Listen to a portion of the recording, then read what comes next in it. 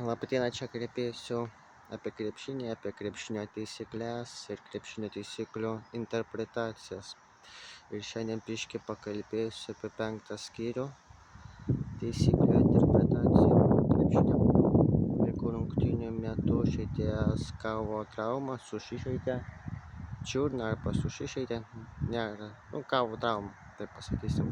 Ir dėl jo komandos vyriausias treneris, ten asistentas, atsarginis žaidėjas, įsipautavęs žaidėjas, kuris padarė 5 pražangas, bet turi teisę sėdėti ant suolo, arba komandos atstovas, ten direktorius, masažuotojas, gydytojas paliko komandos suolo zoną, kad padėtų jam, suteiktų jam gydymą, jis turi būti pakeistas, o komandai jokia nuobauda neskiriama.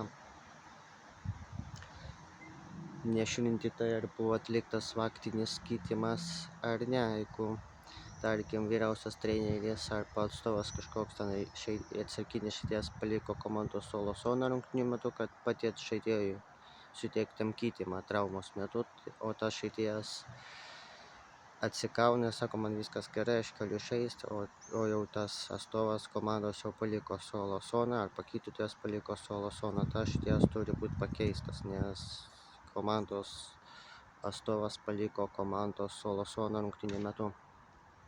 Jeigu, tarkim, puolėjas gauna traumą, susižeidžia ten čiurną ir jo komanda atakuoja 4-5, tai teisėjai negali stabdyti rungtynių, jie turi laukti, kol baigsis ataka, nes patirs žalą puolančiai komandai, nes sustabdys tą ataką.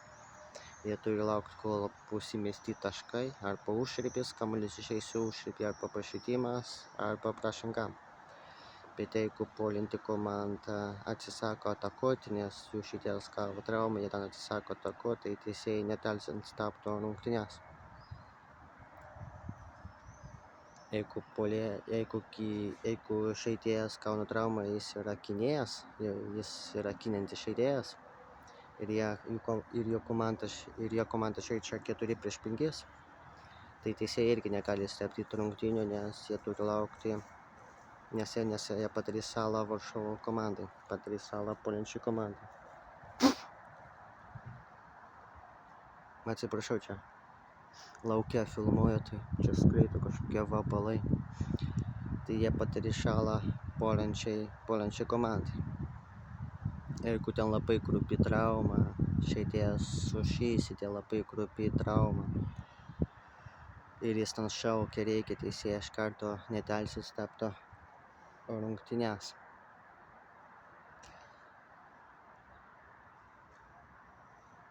Vėl kažkokie vabalai skraido, man pasirodė, iš karto nedelsiant stabdo rungtynes.